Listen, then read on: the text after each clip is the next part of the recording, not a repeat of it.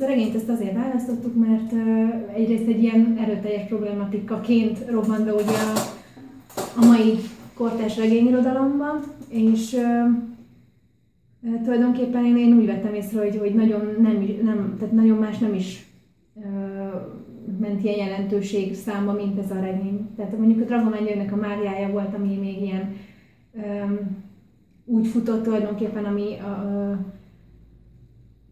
egyfajta egy nagyobb közönséget magával rántott, vagy nagyobb közönségnek szólt, és ez a regény volt, ami még emellett ugye megjelent.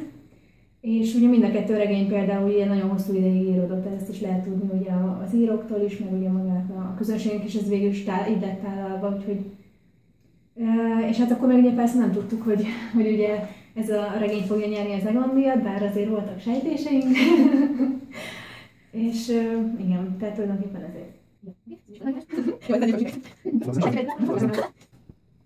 Problémáit mutatja számomra, tehát hogy nagyon jól megírt regénynek gondolom, de pont a jól megírtságában hozza a saját problémáit is. Azért amikor itt volt Veszprémben a Péterfi, akkor ő is elmondta, hogy azért ezt direkt is csinálja, tehát hogy viszonyul egy olyan posztmodern regényirodalomhoz, amin néhány író már túl van. Tehát hogy én itt érzek egyfajta diszonanciát, viszont az meg mindenképpen érdemi dolog, hogy egy hatalmas tudásanyag gyűlt össze ebbe a könyvbe, egy lexikális anyag, ami mellett persze mozog a fikció, de hát azért rengeteg kaput is nyit ez a könyv.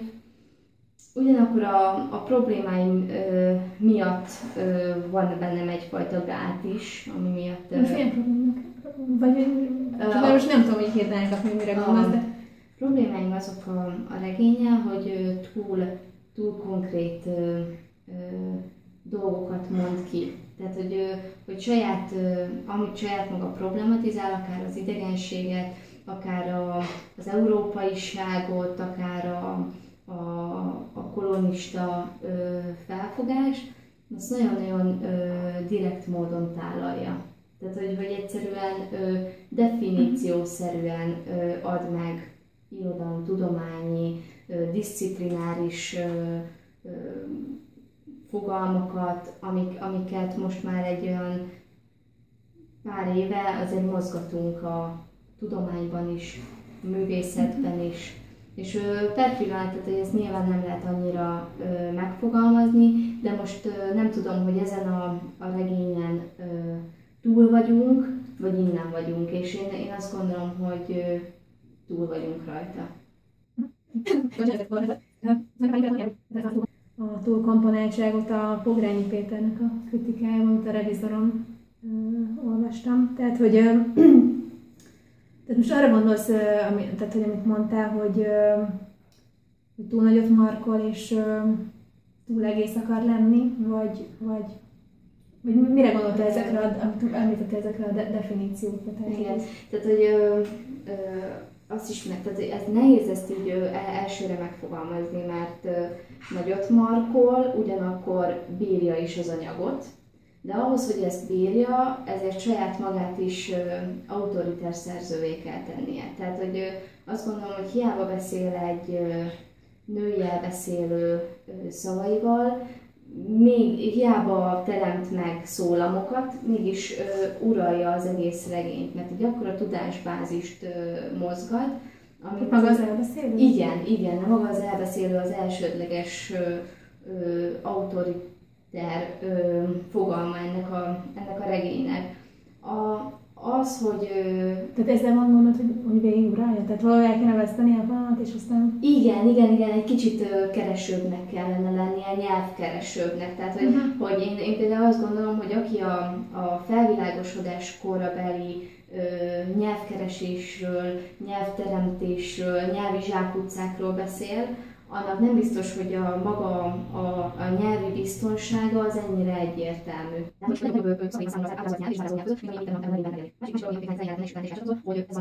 De valóban, tehát hogy a maga a regény, ugye magát, amiről így szó lenne, azt így próbálja, hogy eltitkolni magát a nyelvújításnak a folyamatát. Tehát például arról nem kapunk leírást, tehát nagyon sok leíró rész van benne, ugye, amik nekem egyébként a kedvencém. Ezek az esztészerű részek, de ugye magát a nyelvújítást azt ugye kikerüli, tehát a folyamatot.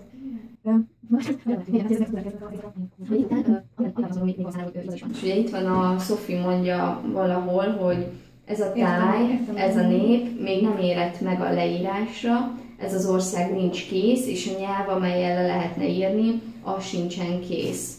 És hogy amellett meg ez a 10 évig íródó regény nyelvileg nagyon is kész van, és nyelvileg szerintem nagyon is patinás. Egy másfelől közelíteni, tehát én ezt a nyelvet, hogy ahogy megszól tehát én ezt valahogy, most ez lehet, hogy hülye szó, de őszintének gondolom, meg átlátszónak gondolom. És nem biztos, hogy most úgy értem, hogy mire akarsz kiukadni ezzel, hogy kész ez a nyelv, vagy hogy nem. Tehát, hogy ez a figurája, és a Sophie átszűrődő, mindentudó elbeszélő. Igen, most akkor a mindentudás, tehát az elbeszélés, a mindentudó nyelv tulajdonképpen, az a probléma. Igen, de úgy mindentudó, hogy nem a 18. századi életnek mindent tudó, hanem a 21. századi mostani tudományos diskurzusban abszolút benne levő ember felől mindent tudó. Tehát, hogy, és ez impozáns, de egy idő után engem például kitesz a regényből. Értem, de ugye mondjuk amikor ugye beszélt nekünk a Péter Heger erről a nyelvválasztásról, hogy ő most ugye tanakodott, hogy akkor most archaizmusokat, vagy hát viszonylagos archaizmusokat használjon, vagy ugye ezt a modern nyelvet, akkor ugye ezt választottam, de ugye ebből a nézőpontból. Igen, hogy... Tehát neked jobban tetszett volna, hogyha mondjuk magát az irodalom szót nem használja még Sophie, mert hogy ez magát az irodalom szót is ugye Szemerepál találta ki abban az időszakban. Igen. Tehát vannak ilyen buktatói ennek, de igen. Akkor lenne ez a regény még jobb, vagy jobb, hogyha kicsit visszavenne ebből a modernitásból. Igen. Akkor lenne, hogyha még nem tudná ennyi mindent megfogalmazni a saját maga számára.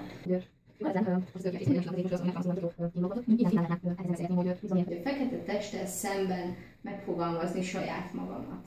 Igen. De tulajdonképpen ez a célja is, tehát hogy ezt ki is mondja, hogy most kezdek el szembenézni. Tehát innentől ez nem tud más tenni. Én ezt valahogy így értelmeztem. Tehát igen, és akkor a végén meg ugye kifut, hogy végülis önmagával nézett végig szembe, meg valamilyen szinten ez az hát ő is igen, mert elsajátította tulajdonképpen. Ahogy megszületett maga a regény, úgy a közön történt meg ez a szembenézés, és közben ugye magát is, ugye ez a regénynek egy jó regénynek talán a célja, hogy megszülessen az elbeszélnek a saját nyelve. Igen. És tehát, hogy bármennyire furcsa, hogy nem akarok pszichologizálni, de azért akkor fölteszem a... De szerintem nyugodtan lehet pszichologizálni ez a regények kapcsolatban, mert ő maga a regény is szerintem ezt teszi, tehát hogy csak hogy kikerül. Igen, csak hogy mivel nézett szembe ez a nő, tehát hogy mi az ő problémája tulajdonképpen. Tehát engem így ez érdekel, értem. Hogy azon kívül, hogy megszületik az önelbeszélés, és megszületik nagyon sok mindenkinek a története. Mi volt Sophie-nak a problémája? Mi volt az ő problémája, igen. Tehát mi volt az ő gondja. A saját... Néha éreztem azt, hogy a férjéhez való viszony, meg a társadalomhoz való viszony, meg magához, ahhoz a nőiséghez való viszony, ami mondjuk a felvilágosult nőt. Szerintem nagyjából meg is fogalmaztat, tehát én nem hiszem, hogy más. Nem tudom, nekem ez úgy nem elég valami miatt. Tehát, hogy azt érzem, hogy de nagyobb trauma kellene? Igen, hogy a téma alá szervezi a problémáit. Hogy Sophie-nak önmagával nem lenne gondja, de hogy maga a környezet. Igen. Tehát rengeteg ilyen, most mondanám, hogy apróbb, de nem apróbb apró trauma éri, vagy érintett. Ugye egyrészt ott van az öregedős férje, aki nem tud magával mit kezdeni, akkor ott van a környezet, a beteg környezet, az elszegényedő környezet, amivel nem tudnak egyfajta dialógus sem létrehozni, vagy még csak a közelébe se jutni. Tehát én ezt valahogy úgy érzékelem, hogy egyfajta ilyen, tehát ők egy ilyen szigetben élnek, vagy szigetben éltek, és tehát tulajdonképpen egy esélyt sem kapott ő arra, hogy valakivel megértesse magát, hiszen ugye magával tulajdonképpen fél éves. Mi lehet az közösség, a sziget szó, akár hogyha a szép halomra vetítjük, mert igen, konkrétan erre igen. korlátozódik, igen, ezzel lokálisan azért meg lehet határozni, és hogy ő nekik akkor nem tudom ezt a közös nyelvű. Igen. Hát szerintem az a regény többször is kimondja, hogy mi a közös nyelv, az maga a test, meg a szexualitás. Tehát amikor ők egyesülnek, akkor megszűnik az a fajta kommunikációs probléma, ami eddig így felmerült magával a beszédben. Ez ugye többször is előkerül, hogy akkor, ugye, amikor nincs is hozzá kedve egyébként a Sophie-nak, akkor is ugye megpróbálja rávenni, vagy hát, hogy igen, tehát magához csábítani ugye Kazincit. Tehát akkor is egyfajta ilyen állarcot vesz fel, és azzal is eléri azt, hogy egy kicsit közelebb engedje magához őt. Tehát. És ez most nagyon jó, hogy ezt így kimondtad, hogy a testiség a közös nyelv, és hogy akkor mégsem érzed azt például, hogy amikor a Sophie a nyelvbe vetett hitről beszél, tehát ugye a magasabb rendű, a megteremtett nyelvbe vetett hitről beszél, mert pedig nagyon sokszor kimondja, hogy az, amit ők csinálnak, az progresszív, az megteremt valamit, az tart valami felé, és ennek a nyelvnek a tudásában mind a kettő abszolút biztonságban mozog. Tehát, hogy mind a Kazinci, mind pedig a Sophie, mert hogy abszolút együtt csinálták ezt végig, úgymond. És akkor maga a közös tervre gondolsz, tehát hogy egy felépítése meg. És meg maga a nyelvújítás. Tehát, hogy az a nő, aki bírta ezt a nyelvi potenciált, úgymond, most ennél jobb szót nem tudok rá, és akkor mégis kimondja egyszer azt, hogy csak a testiség, tehát hogy az univerzális, animális nyelv végül is az, ami működik, de az, amiben ők hittek, az meg nem. Miközben azt is megfogalmazza. Igen. Hát nem véletlenül nincs leírva szerintem maga a nyelvújításnak a folyamata, vagy hogy örülnek egy szónak, vagy hogy nem örülnek, csak néha ugye egy-két ilyen. Abszolút. Vagy ez is problematikus lett volna az író számára, másrészt meg tényleg emiatt is, hogy ezért ez nem olyan egyszerű. Az ilyen esztészerű részekről mi a véleményed? Tehát például az ilyen kultúrembernek a leírása, vagy az ilyen álomébrenlét dolog, hogy ezek mennyire szerves részei a regénynek, vagy milyen szinten helyezkednek el a regény világban? És csak azért nevetek ezen a szerves részen, mert jó ezzel a regénnyel foglalkozni, mert egyszerűen kijön az is, hogy egyszerűen nem lehet ideológia nélkül beszélni róla. És akkor mindjárt visszatérek a kérdésedre. Abszolút olvasmányosnak és bravúrosnak tartom az esszéket, meg ezeket a különböző, tehát az alkimista jeleneteket abszolút. Tehát, hogy ahol olyan teret ad az elbeszélésnek, ahol a kísérletezés az jól tud működni, és ahol még nem lehet annyira megokolni. Tehát, hogy amikor nem vált át értekező prózába. Tehát, hogy itt is konkrétan az én bajommal tudom megfogalmazni, hogy az esszét, mint műfajt szeretem, és közel érzem magamhoz. Engedi azt, hogy az ember csapdosson, keresse önmagát, viszont amint átvált értelmezésbe, és ugye ez a hölgy nagyon sokat értelmez, tehát hogy ez a lényege is, hogy értelmezzen, az a saját nyelvi létesülését is lezárja a számomra. És ami még ide tartozik szerintem, és nagyon fontos metaforája, ez viszont tényleg metaforája a regénynek, az embernek a Hát leírása. A leírása, igen, meg a bevezetése. Hát azért valahol mégis ez az a korszak, ahol az ember hát végül is megtanulta az egóval birtokolni saját magát, meg elsajátítani saját magát. A regény az egyrészt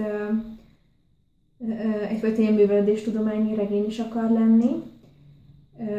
Egyszerre akar még hát a regény keletkezéséről szóló regény is, de nyilván minden jó regény az felmutatja a saját keletkezését is, meg még hát én úgy fogalmaztam meg, remélem, hogy én fogalmaztam meg, hogy a világ teljességét felmutató, vagy a globalitást hangsúlyozó és felmutató regény, tehát hogy túlnő ezeken az általános problémákon. Tehát, hogy pontos ezek a részek világítják ezt meg, hogy nagyobb célra rendelkezik, mint hogy csak egy egyszerű regény legyen. Tehát, hogy tulajdonképpen így a titkoknak a megfejtésére tör, és választ is talál ezeknek a titkoknak.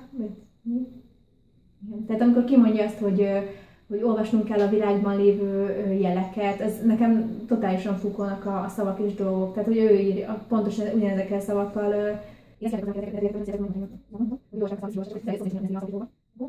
Tehát, hogy folyamatosan megértési szituációban kell lennünk, folyamatosan olvasnunk kell a jeleket, tehát magában a világ, tehát hogy minden egyes apró részletre oda kell figyelni, mert hogy mindegyik mondani akar valamit, tovább akar lendíteni. Vagy ebben. Ez az abszolút hogy pont ezek a utolsó részletek, amikor milyen egyszerűséggel bírnak a részletekben, és milyen egyszerűséggel bírnak. Hogy maga a szubjektum az eljut az egészig, vagy az önmegtalálásig. Attól még, hogy a világ, vagy a környezet, nem, tehát hogy a környezet az nem képes arra, hogy megértse magát, vagy hogy lezárja magát, attól még a szubjektumban létrejött egyfajta ilyen lezárás. Mindegyik test ugye üres.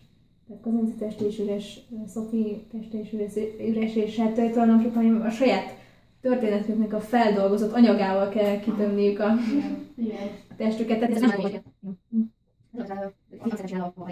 Az még számomra érdekes, vagy még az számomra érdekesen megolvasható, hogy ez a Bildungseszmény, illetve a hordozó testnek a diszonanciája az miképpen alakul.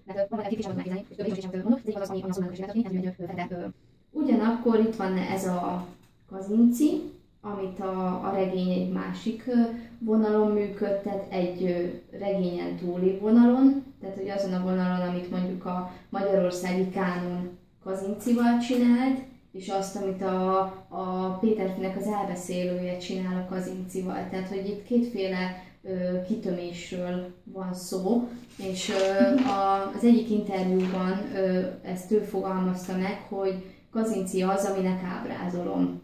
És ez egy nagyon-nagyon erős megfogalmazás, mert egyrészt ugye ott van a birtokos jel, tehát hogy tulajdonolja most ő ezt a Kazinczy képet, mert van is tehát ilyen szempontból van is joga hozzá, mert egy nagyon komplex regény univerzumban helyezte bele, és itt abszolút életképes az a figura, amit csinál.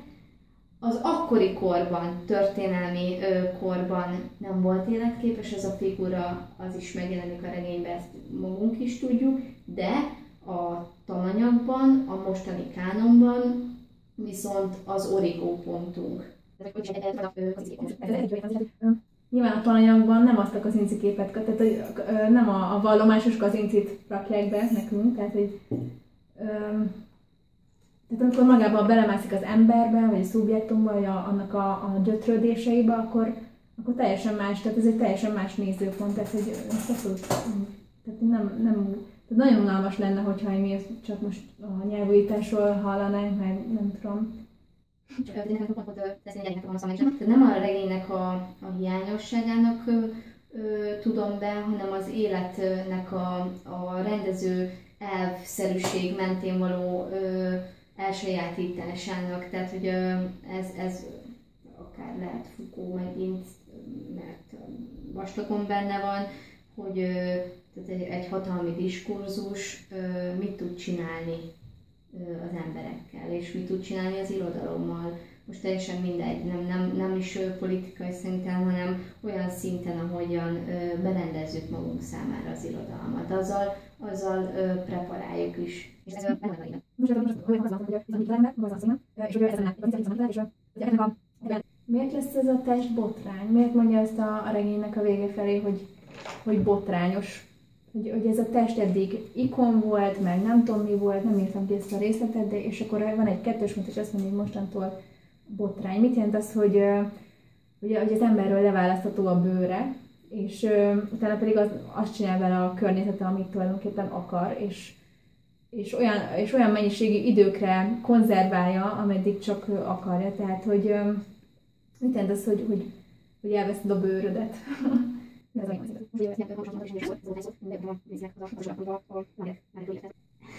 Hát ez a fajta abszurditás, hogy ott állunk a felvilágosult Európa közepében, és embereket nyúzunk meg azért, hogy saját magunkat kontextualizáljuk valahogyan.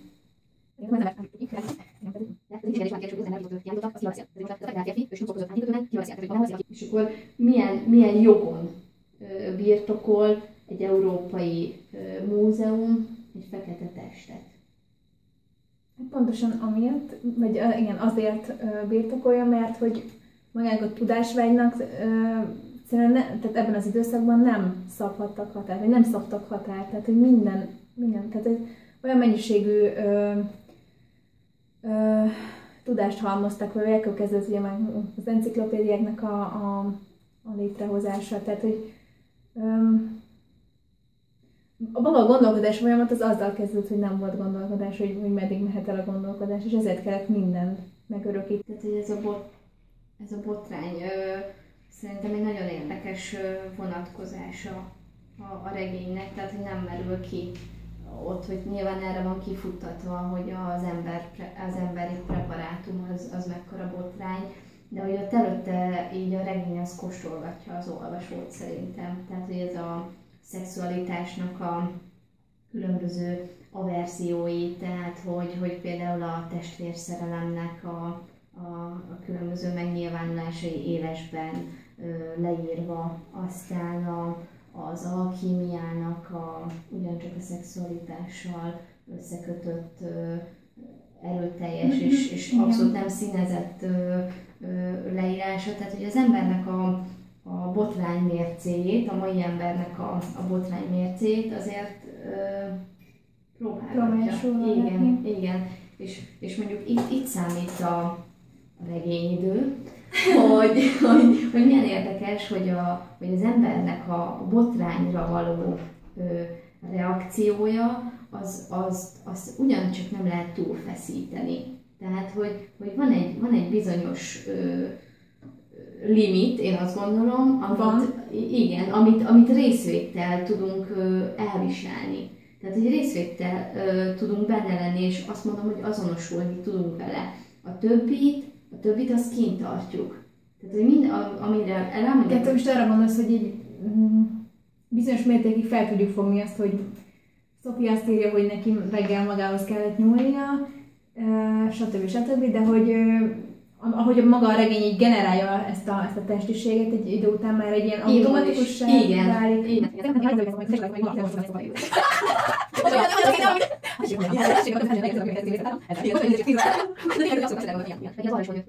És annyi minden történik a civilizáció szó alatt. Tehát most nem is csak a szexualitásról beszélek, hanem rabszolgatartás például.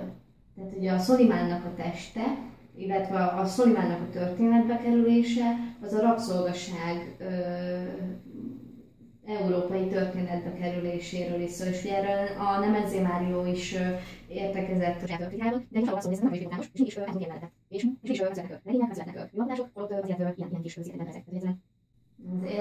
Tehát ezért érdekes a botrány bevezetése a regénybe, mert az, ahogy elkezdi narrativizálni, az a kisoltja. Tehát, hogy a botrány az számomra egy pont, egy impulzus, egy érzés, de az, ahogy elkezdem narrativizálni, elkezdem feldolgozni, és a botrányszerűsége basszus beilleszthető lesz valahova.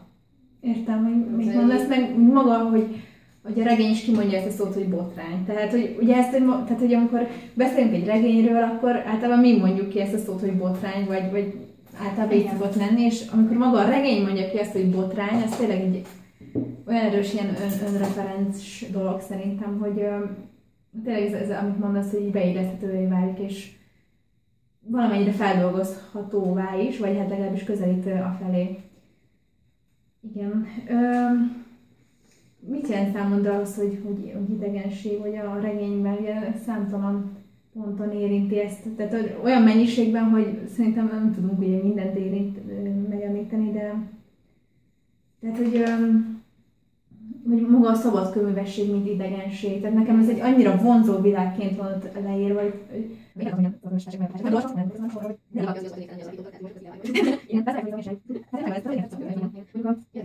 egyébként, amikor így a szabadkőművességről beszél, akkor is maga az idegenségnek a láttatása kerül előtérbe. Tehát, hogy Szoliman még ugye ott is idegen, hiába próbálják ugye bevenni, vagy hát, hogy tehát maga a környezet az megteremti a lehetőséget, csak ő érzi magát ugye idegenként.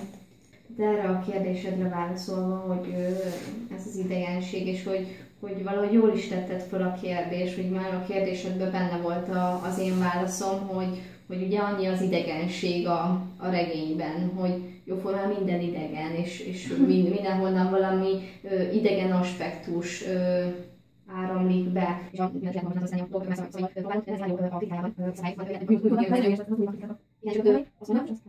Hogy ebből a sok idegenségből ugyanúgy elkezd egyfajta ilyen allegorikus gondolkodás mód képződni. Viszont a foglalásban és is ismerhető följárató, az olyan hasonláció a pozíció, az olyan az élesét. De látni is ezt egy kritika is, a világkritika is, hogy nem úgy. Arról még szerintem mindenképpen beszélgessünk a betegségről. A betegség, igen. Ami mi ez a kolera?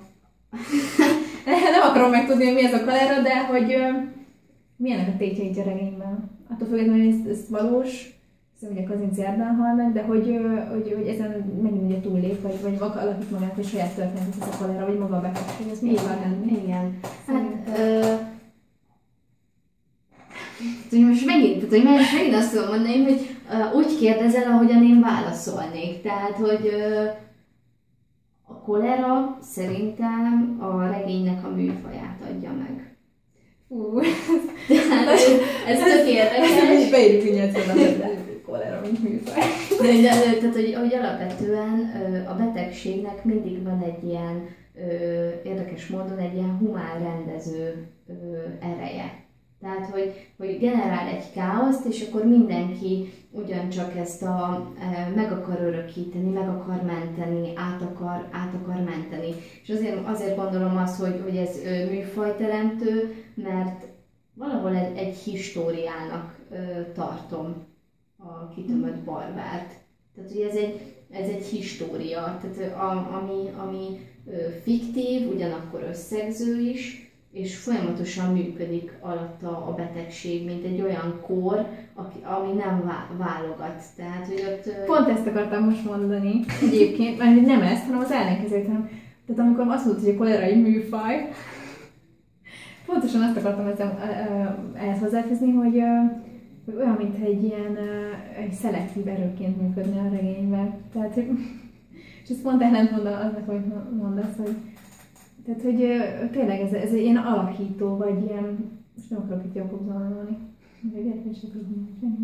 csak hát tényleg az, hogy alakító, meg lezáró, tehát hogy tényleg ezzel zárul az egész, meg nagyjából ezzel is kezdődik a betegséggel. Ez már megint egy ilyen önreflexív dolog szerintem, tehát hogy maga az alkotás, vagy maga az alkotás folyamat, ugye, tehát ugye azt mondják, hogy aki verset ír, vagy aki prózát ír, vagy regényt ír, annak mindig valamilyen problémája van, mindig valamilyen beteg, vagy ez beteg ugye maga a művész ember. Tehát, hogy igen. Amit Szinten tartó ereje van valamilyen szinten tart. még És ez egy kicsit erős, vagy, de valahogy ezt így ki kell mondani szerintem, hogy felmutató ereje is van. Tehát, hogy ebben mutatkozik még igazából az, hogy kinek mekkora ereje van. Tehát például a Stoppynak az utolsó tettei, amit a regény leír, hogy próbálja megmenteni ezt a fiút, aki már ott fekszik nem tudom hol az udvarban, és tehát ez mutatja fel az igazi a szubjektumnak az erejét tulajdonképpen, meg hogy ebben mutatkozik meg, hogy kicsoda. Igen, és az még szerintem egy érdekes dolog, vagy egy érdekes vonulat, hogy tehát, hogy a Sophie ugye túlélője a kolerának.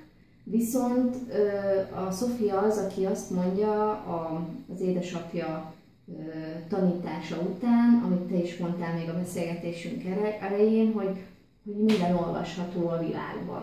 Hogy minden jel, és hogy ezeket a jelzéseket mi olvassuk. És aki ezt bírja, az egy magasabb rendű tudásnak a birtokában van. Viszont működik egy olyan mozgás is a regény belterében, amit most kolerának nevezzük, aminek, hogyha előjönnek a tünetei, és olvashatóvá válik, akkor lezárja az embernek a történetét. Mert akkor már nem megmenthető. Tehát ugye ez egy nagyon, nagyon érdekes dolog, hogy hiába olvasunk meg valamit, az már lehet, hogy az egyik oldalon kinyit, és egy csomó mindenre rávezet, az értelmezésedet mondjuk tovább viszi, de egy betegségnél nem ez van. Egy olyan betegségnél, mint a kolera, aminek igen, akkor még nem ismerték a tüneteit. Igen, pont itt van ez a rész, hogy 2 hónapot kb. Szédületben töltöttem, addig vannak emlékeim arról az időről. Tehát, hogy igen. Ott nincsen narráció, ahol betegség van. És a betegség elleni védekezés az maga a narráció, igen. Igen. Hogy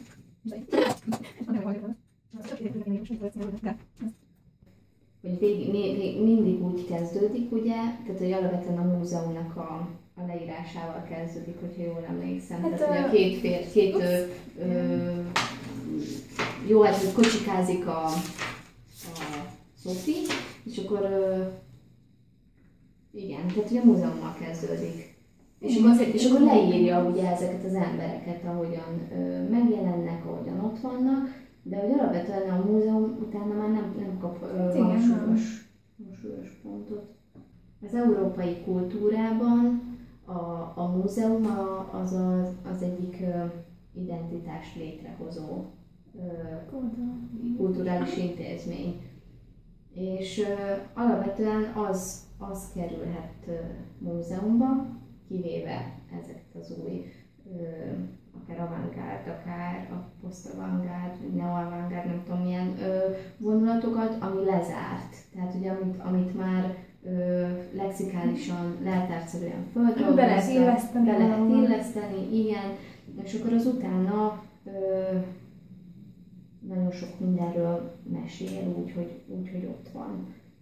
És hogy mit jelent az európai ember számára a múzeum például. Vagy hogy szerintem ez a regény megkérdezi azt is, hogy mi szükség van múzeumokra, és mi az, amit egy múzeum tud, és mi az, amit nem tud.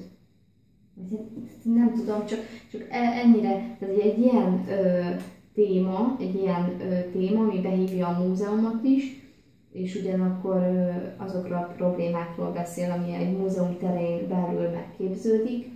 Érdekes, hogy mégsem nyúl annyiszor a múzeumi térhez. Tehát, hogy az elején van egy hosszabb, ugye minden fejezet. Igen, az elején tényleg még leírja, hogy több 100 múzeum, ilyen dolog, fosszíliás, stb. Valahogy ezt úgy tudom megfogalmazni, hogy azzal, hogy tehát ez megint egy ilyen önreferens dolog a regény szempontjából, tehát hogy maga a regény a témáját is egy úgynevezett múzeumból kölcsönzi. Tehát egy lezárt dologból kölcsönzi végül is. Tehát amit ugye eddig is megfogalmaztunk, hogy tényleg egy lezárt, tehát egy olyan emberről, aki tényleg már lezártunk magunkba, vagy igen. És ahogy így lebontja ezeket a dolgokat, hogy miből áll egy múzeum, mit találunk egy múzeumban, így generálja saját magának is a témát, bár ez túlzás, de hogy maga a kiinduló pont, ez tényleg egy múzeum. És azzal, hogy folyamatosan visszatér tehát tulajdonképpen ez a regény, ez egy vers.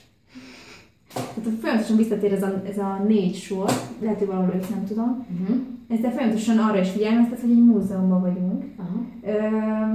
De hogy ezt a múzeumot folyamatosan újraolvassuk. Tehát, hogy ez mégse kész dolog, és hogy hát így magára megint a szónak az eredetére is figyelmeztet, hogy a múzeum az bizony ugye a görög múzeumból jön, ami pedig ugye a múzsáknak a szent helyét jelöli. Tehát, hogy ez már megint egy ilyen jelentés kihasználás is akar lenni.